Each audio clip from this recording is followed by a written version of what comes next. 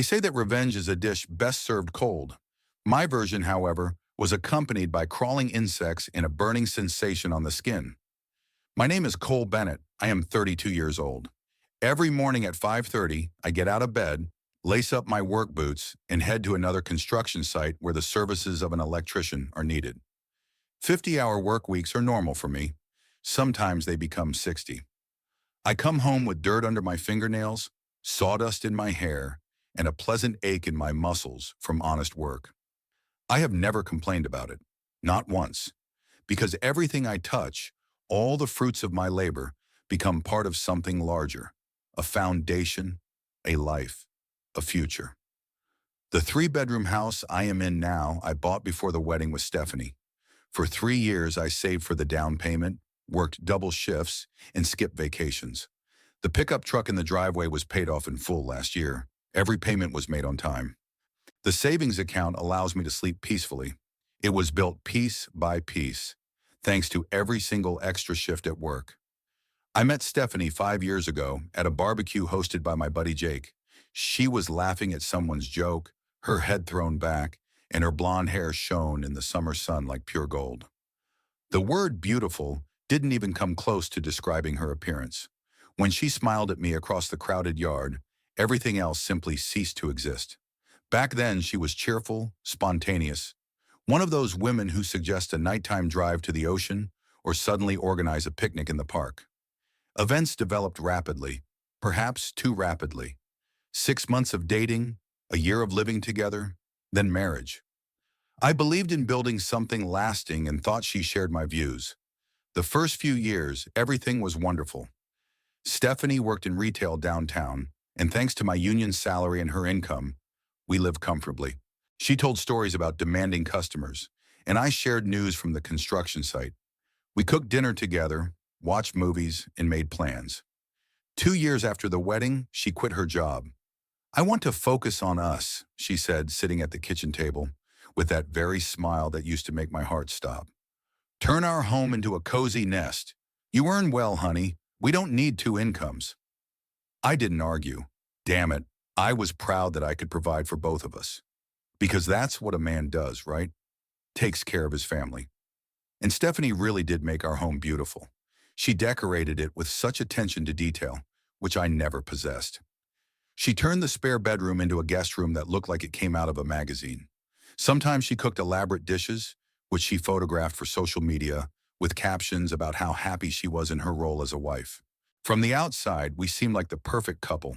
The hard worker and his faithful wife, the embodiment of the American dream in a three-bedroom version. But lately, something has been gnawing at me. Small cracks have appeared in the flawless picture. Now Stephanie is constantly on her phone. She doesn't just scroll through the feed, but types furiously, only to lock the screen as soon as I enter the room. When asked who she is texting, she answers without looking up. "Just the girls," or "no one important." She also talks about her days vaguely. When I ask what she did while I was at work, she gives evasive answers. Tidied up a bit, watched TV, ran errands. But the house is no longer as clean. The guest room, which she used to keep in pristine condition, is cluttered with stuff. The dishes stay in the sink for days, and intimacy has become a minefield. When I take the initiative, she is suddenly tired, has a headache, or the next excuse is ready, as if she rehearsed them in advance. "You work too much, honey," she says, turning away in bed. "You're always so stressed. Maybe if you didn't work so many overtime hours." Then she changes the subject. Every time I convince myself that it's paranoia. Work stress might be affecting my perception. Every marriage has its ups and downs, everyone knows that. But something won't let me go. It's like finding a fault in an electrical system when you see the symptoms but can't find the source of the problem. This late spring Saturday morning started as usual. I made coffee, checked the weather forecast, and planned to take care of the gardening. Suddenly, Stephanie came downstairs in a summer dress I had never seen before. The keys were already in her hand. "Meeting the girls for brunch and shopping," she announced, kissing me on the forehead, like a brother. "Don't wait up for me. You know how we get when we're together." By 10 in the morning, she was already gone, leaving me alone in the house I built. I wondered why it feels emptier every time she leaves. I entered the guest room, thinking only of tidying up a bit, and came out of it with the realization that my marriage was a lie. The room looked like a bomb had gone off. Clothes were thrown over a chair, the bed was unmade, the sheets were crumpled and hanging off one corner. Chaos reigned on the nightstand. When had Stephanie stopped caring about this room? It used to be her pride, a place she loved to show guests. I took a trash bag from under the sink and started cleaning up, an old habit from childhood, doing my share of the housework. Besides, I needed to keep my hands busy to calm the restlessness that had been gnawing at me for weeks. First, I gathered the clothes. A blouse I had never seen before, a sheer thing, clearly not Stephanie's style. Then I made the bed, smoothed the sheets, and fluffed the pillows. The room looked better, returning to its former appearance. Right then, I reached for the small wastebasket next to the nightstand. I tipped it into the trash bag and saw it. A used condom partially hidden under crumpled tissues. The latex gleamed in the rays of the morning sun, and my world lurched. Time stood still. I stared at this object as if it were something alien. My brain refused to believe its eyes. We haven't used condoms for years. Stephanie has been on the pill since before our wedding. We talked about children in the future, when we were more on our feet. There was no reason for such things to appear in our house. None except for the obvious one. My hands trembled. The bag fell from my fingers, hitting the floor with a dull thud that sounded like thunder in the silence. Carefully, I put the basket back, as if it might explode, and opened the nightstand drawer with trembling fingers. Inside lay a pack of Trojans, half empty. Next to it stood a bottle of massage oil I had never seen before, an expensive brand with an unpronounceable name and a price that exceeded my weekly grocery bill. The room swam before my eyes. I sank heavily onto the edge of the bed, held my head in my hands and tried to breathe. But every breath was like drowning. Every heartbeat echoed in my ribs like a sledgehammer. 3 years. 3 years since she quit her job and I provided for both of us. 5 years of marriage, hard work, paying all the bills and complete trust. 5 years of believing in us, in our future, in the life we were building. And she had brought another man into my house, into the guest room, into the bed I helped choose, onto the sheets I helped wash. While I slaved away to secure a roof over our heads, she was playing house with someone else here. Rage washed over me like a freight train, hot, blinding, primal. I wanted to tear this room apart with my bare hands. I wanted to call her immediately and scream until I was hoarse. I wanted to drive to wherever she was and shame her in front of all her friends. Let them see who their perfect Stephanie really is. But through the veil of anger, a cold thought emerged. If I freak out now, I lose everything. She will deny everything. She will cry. She will make me out to be the guilty one, for spying, for distrust, for working too much. I had seen it before. Men find out about the affair, make a scene, and end up losing the house and savings. They give in to their emotions, make mistakes, and the unfaithful spouse runs off with the loot. I need evidence, real evidence, and I need to protect what I have built. I stood up, wiped my face, and forced myself to think clearly. I am an electrician. I solve problems step by step. I plan and execute. I don't make mistakes. First, I took photos. The condom, the pack, the oil, the whole room from different angles. My phone's camera captured everything in the smallest detail. Evidence that cannot be disputed or explained away. Then I carefully put everything back in its place. Every tissue, every item, even the way the sheets were crumpled. If she wanted to play games, I would play better. I left the house, got into my truck, and started making a list. I wasn't just going to catch her. I wanted her to remember it forever. I drove to the other end of town to a hardware store I had never been to before. One of those huge places where no one knows your name and the young cashiers don't care what you buy. A place where you can buy everything you need without annoying questions. 4 wireless surveillance cameras with motion sensors and live streaming to a smartphone. High-end equipment that professionals use for property security. When the clerk asked if I needed help, I replied that I was installing a home security system. He nodded understandingly, rang me up, and gave me the receipt. Probably thought I was just another paranoid guy. If only he had known. Next stop, a pet store in a shopping mall 20 minutes away. I looked at the reptile section as if I had all the time in the world, studied terrariums and lamps, asked questions about keeping iguanas before I found what I really needed. 3 containers of live insects, crickets, roaches, mealworms, exactly the creatures that make people lose their minds. When the salesgirl offered help, I said it was for my bearded dragon. My pet had an excellent appetite, and I like to keep a supply of food on hand. She smiled and wished me a good day. Nice girl. She would have been horrified if she had known my true intentions. The last stop, a gag shop squeezed between a nail salon and a tax office. A place that sells whoopee cushions, fake dog poop, and other utensils for childish pranks. In the very back corner, I found what I was looking for. Packets of itching powder. A good old-fashioned mixture that causes itching and irritation, but does no lasting damage. 4 packets should be more than enough. The guy behind the counter was too busy with his phone to even look up. He simply scanned the item, took the cash, and returned to his screen. When I got home, it was 1:30 in the afternoon. Stephanie texted that she would be late until 4 o'clock sharp, enough time to finish the project. I had 2.5 hours to turn my house into a trap. I worked methodically and professionally, like on a construction site. First, I installed the cameras. Years of working as an electrician had taught me to hide wires and make mounts unobtrusive. I placed one camera in the guest room, aimed at the bed, and hidden in a fake smoke detector on the ceiling. Another in the hallway, disguised as an ordinary electrical outlet. The third I put at the front door, hidden in a decorative picture frame that Stephanie had hung a few months ago. A perfect angle to capture everyone entering and leaving. The last device I hid in the living room, disguised behind books on a shelf, so that it completely covered the main living area. I synced all the devices with an app on a burner phone, set motion notifications, and tested the transmission multiple times. The picture quality was perfect. The angles ideal. The system worked flawlessly, professionally, and remained absolutely invisible unless you knew exactly where to look. But even then, you would have to try very hard.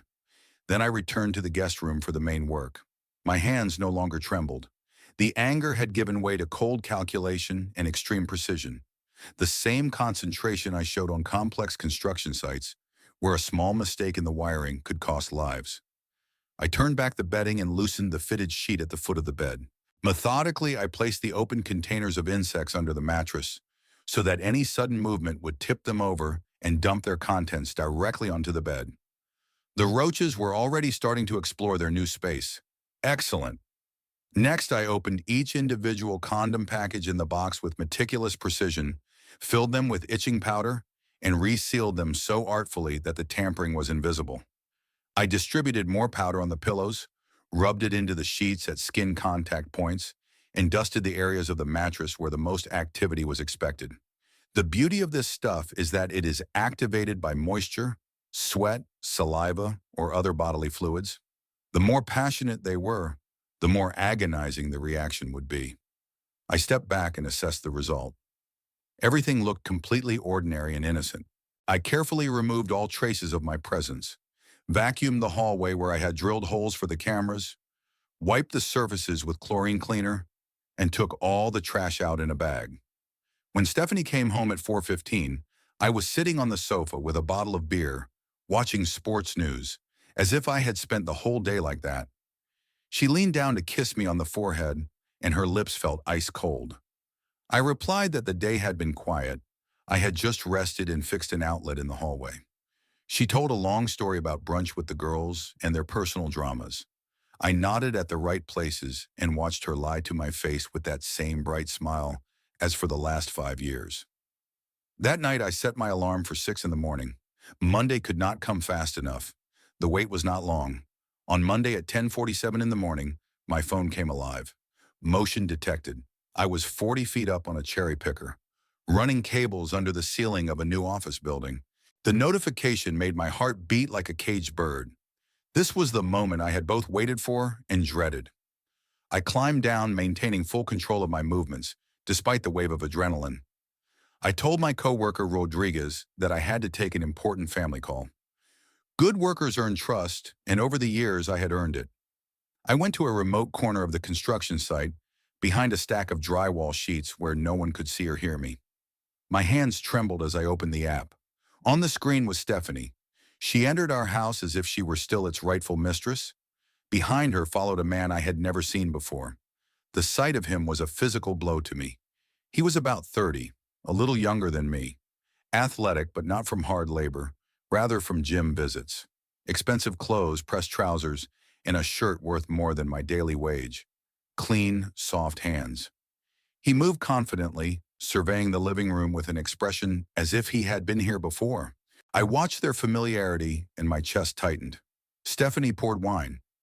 Good Cabernet from the top shelf, which we saved for anniversaries and special occasions.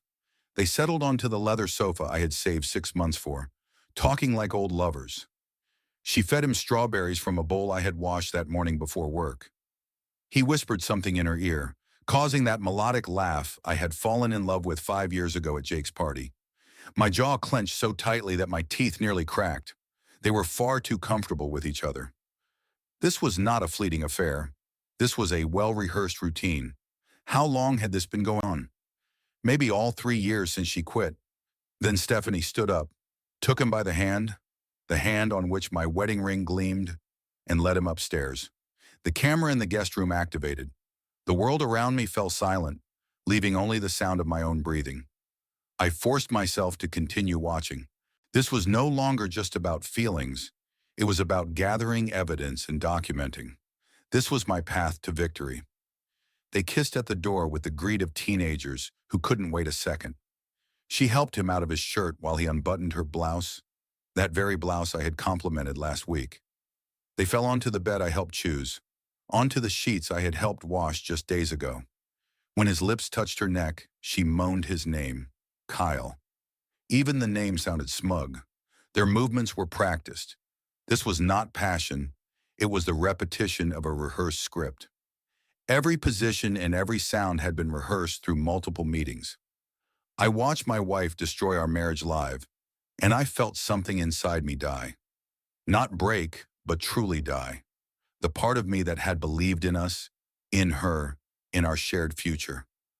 But in its place grew a cool satisfaction, because soon it would all be over. And then it began. Kyle flinched first, slapping his leg. He muttered that something had bitten him. Stephanie absently scratched her arm, still in the moment. Then she screamed. From under the sheets, like water from a broken dam, streamed the roaches. Dozens, perhaps hundreds of insects scattered in all directions. Crickets jumped on the pillows. Mealworms wriggled at their feet. Horrified, they jumped naked out of bed, desperately shaking off the crawling creatures. But the itching powder had already begun its work. It absorbed into the sweat, burned the skin, and spread with every panicked movement. Stephanie shrieked, clawing at her arms, legs, and back with her fingernails. Red welts immediately formed on the skin, and the scratching only made things worse. Kyle's eyes filled with panic and pain. They lunged for their clothes, continuing to scream and race around the room like people on fire. But every piece of clothing they touched only rubbed the powder in deeper. Kyle pulled on his shirt and immediately began tearing at it on his chest. Stephanie tried to put on her blouse, but threw it aside, sobbing. She screamed from the agonizing burning and scratched herself bloody. Finally, they gave up, ran naked out of the house, crying and sobbing, and jumped into Kyle's BMW sedan. I watched through the various cameras as they fled my house, as if from ghosts.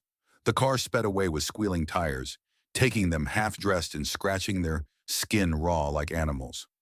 I closed the app, returned to Rodriguez, and looked him straight in the eye. I said I had a family emergency and had to leave.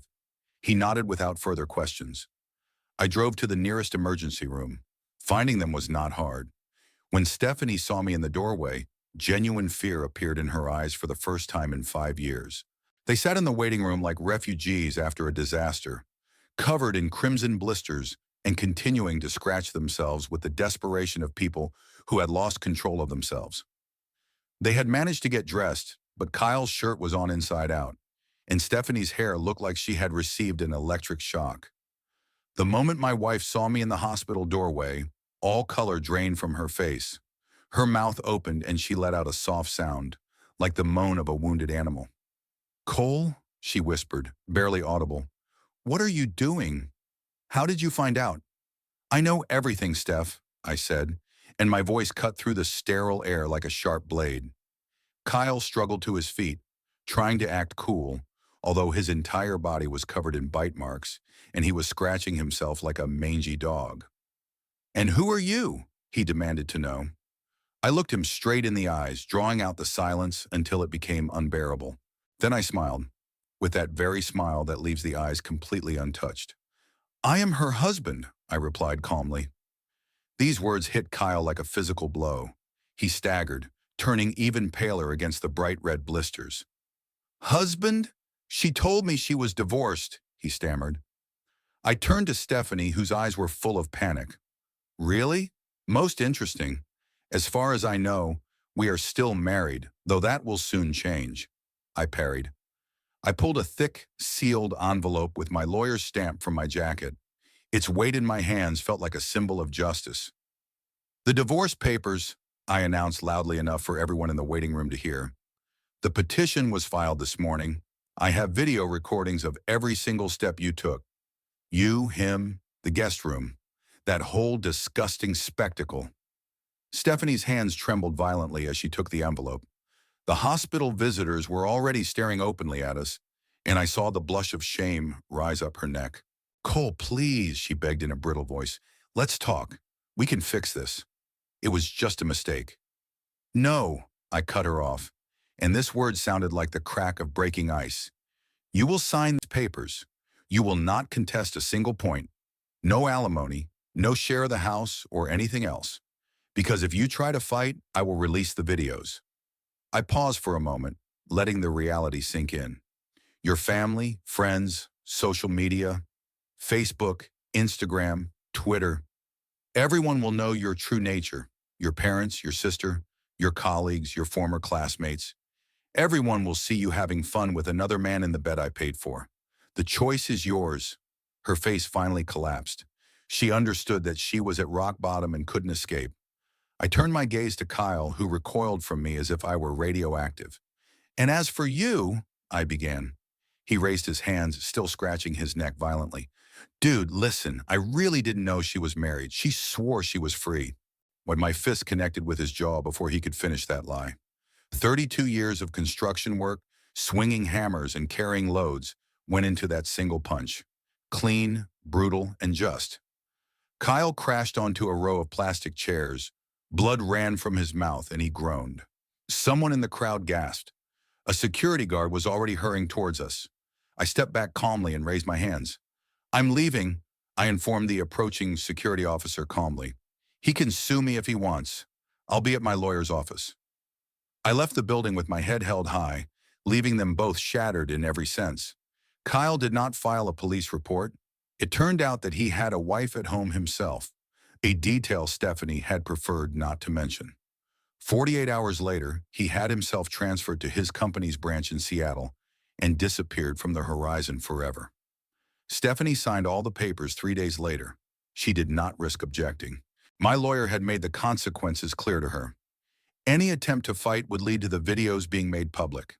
The clip with her full name and her workplace would be available to every internet user. In the lawyer's office, she looked like a broken doll as she crossed out 5 years of marriage with a trembling hand. She tried to say something, to justify herself or apologize, but I just looked at her silently until she looked away. The divorce was finalized after 6 weeks, record time. I kept the house, the truck, all the savings, and the pension, everything that had been created through my work and my sweat. Stephanie got her clothes, her car, and the legal minimum, $1,000. $1,000 for 5 years of marriage, for the roof over her head and the life she had destroyed. She moved into a tiny studio above a Chinese restaurant in a rundown neighborhood, where the walls are saturated with the smell of eternal frying. Now she stocks shelves in a supermarket for $11 an hour, with a name tag and a fake smile for people who used to be her social circle. Friends have stopped calling. No one wants to associate with a cheater after all the shameful details have become known. Relatives hardly speak to her anymore, after I made sure they learned the real reason for the collapse of our family. I changed the locks the same day the papers were signed. I cleaned the guest room with chlorine cleaner from floor to ceiling, threw away the mattress, the bedding, and everything they had touched. Bought new furniture and returned the room to its former appearance. 6 months have passed. I sit on the back porch and watch the sun set over the property I have reclaimed, and for the first time in a long time, I smile genuinely. The house has returned to calm, cleanliness, and peace, just as it hadn't been for many years.